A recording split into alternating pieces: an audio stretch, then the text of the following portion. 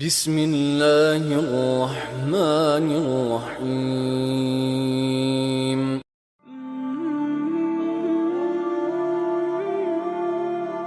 مصر کے بادشاہ نے اپنی بیٹی نکاح میں دی، واپس آئے، اولاد کوئی نہیں، 2 بیویاں، 86 برس کی عمر ہو گئی، مانگتے مانگتے مانگتے 60 سال کی دعاؤں کے بعد اللہ نے بیٹا دیا، اسماعیل۔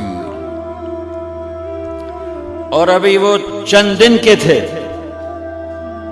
کہ اللہ کی طرف سے اشارہ ہوا، ان لے کے نکل، ان لے کے نکل۔ کدھر؟ اللہ نے سارا کے دل میں ڈال دیا، کھچاؤ، دل بند کر۔ سارا کہے بڑی بیوی، انہوں میری اکھیں تو دور کر، میرا دل کٹیندہ ہے، انہوں اولاد ہوگی مینوں نہیں ہوئی، انہوں میری اکھیں تو دور کر، میں نہیں ویکھ سکتی۔ انہوں نے سمجھا سوکن پنا ہے۔ جبریل آ گیا کہ اللہ تعالیٰ فرما رہے ہیں جیسے کہہ رہی ہے ویسے کرو، لے جاؤ۔ کہ اللہ کہاں لے جاؤں؟ کہاں جہاں ہم کہیں۔ کہا تو یا اللہ میں جاواں کیویں؟ کہا جبریل آئے گا زندگی میں پہلی دفعہ، کائنات کی زندگی، کائنات کی زندگی میں پہلی دفعہ جبریل انسانی شکل میں اونٹ پہ آئے، آگے جبریل اور پیچھے ابراہیم علیہ السلام، بچہ اور بیگم بھی ہاجرہ 20-22 سال عمر۔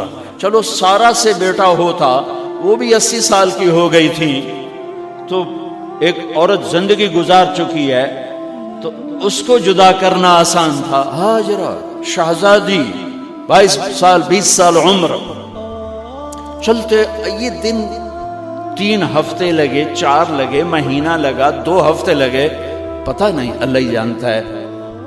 لیکن جب مکہ کی وادی میں پہنچے، جب نہ انسان، نہ درخت، نہ پانی، نہ سایہ، نہ غذا، اور ایک نشیب وادی جس کے چاروں طرف پہاڑ، صفا، مروہ، جبل ابی قبیس اور جبل ہندی یا جبل عمر، آج کل اس کا نام ہے، پتہ نہیں اس کو کیا نام تھا، اب تو سارے صاف ہو گئے۔ یہ 4 پہاڑوں میں ایک نشیب آیا،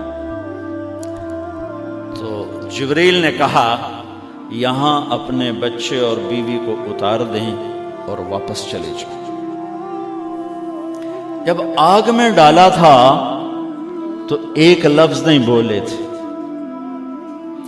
اور ایک طرف ہوا کا فرشتہ، ایک طرف پانی کا فرشتہ کہ ہم آپ کی مدد کریں، کہ اما الیک فلا، نہیں تمہاری ضرورت نہیں، اما اللہ فنعم، اللہ ویکھ رہا ہے، انہوں بچاونا ہو تو بچا لے سی، یہ ساڑنا ہو تو ساڑ دے سی، میں تہاڈی لوڑ بھی فرشتوں سے بھی بے نیاز ہو کے۔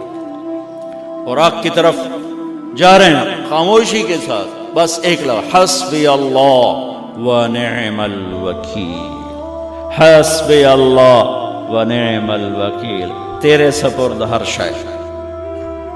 اس خوفناک آگ کے سامنے ایسا صبر، ایک لفظ نہیں بولے۔ جب جبریل نے کہا ایتھے چھوڑ دے ہو، ایک دم یہاں کیسے چھوڑ دوں؟ یہاں تو نہ کوئی انسان ہے، نہ اسباب زندگی ہیں، نہ پانی ہے، کچھ بھی نہیں ہے، کیسے چھوڑ دوں؟ کہا آپ کے رب کا فرمان ہے یہیں چھوڑنا، کہ اس بچے کی پشت سے آخری نبی تشریف لائیں گے اور اس وادی کو میں تشریف لائیں گے۔ اسلمت لرب العالمین، ٹھیک چھوڑ دے۔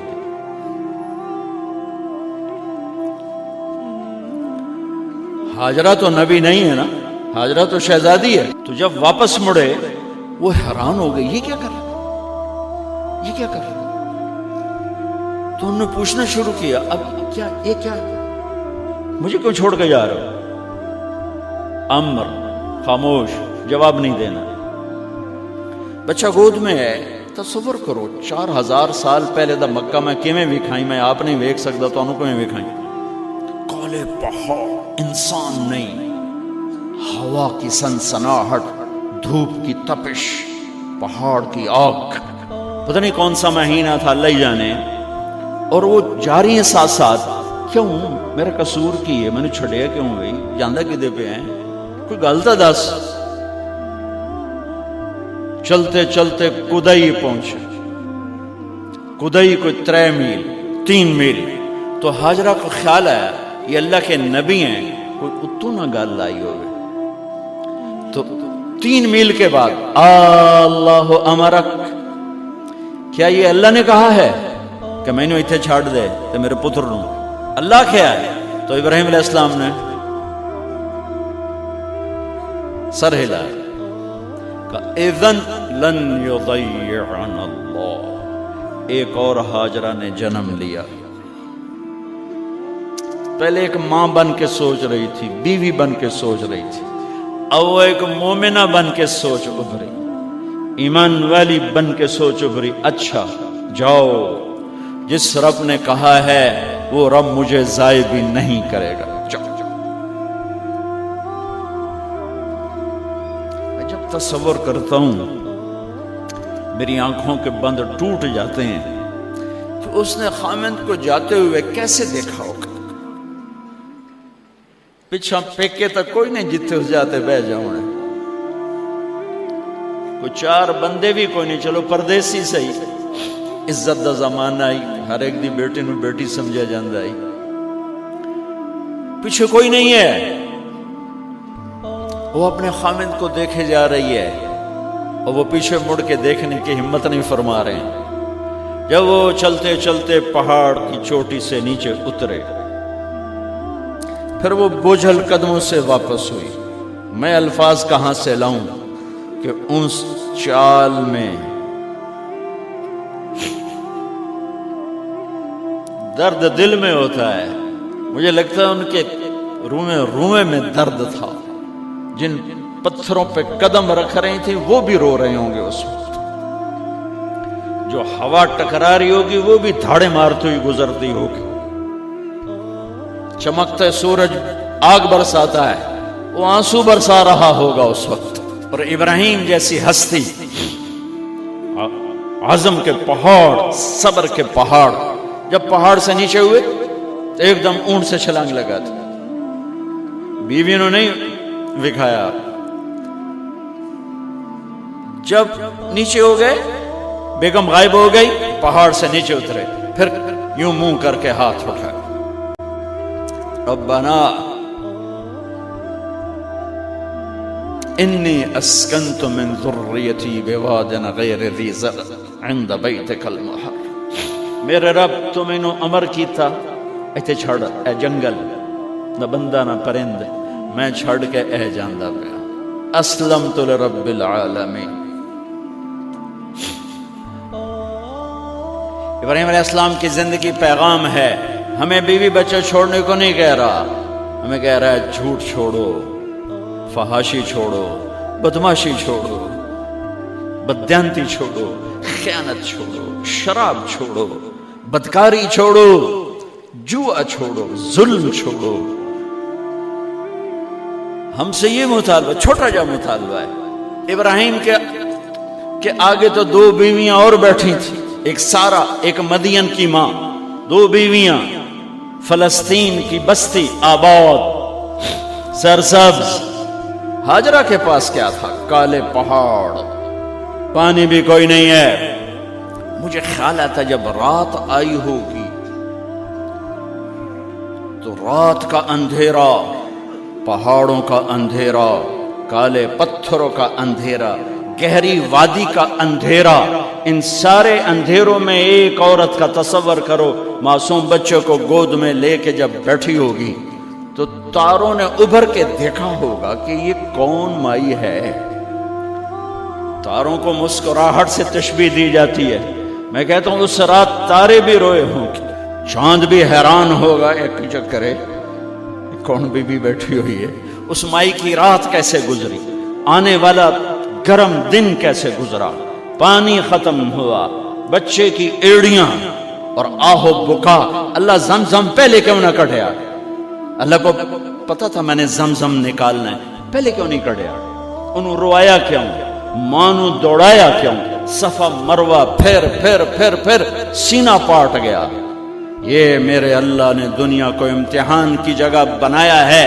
قل الف لام میم احسب الناس ان يتركوا ان يقولوا آمنا وهم لا يفتنون ولقد فتنا الذين من قبلهم فليعلمن الله الذين صدقوا وليعلمن الكاذبين۔ میں تسی کلمہ پڑھا ہے نا میرا، اب میں امتحان لوں گا۔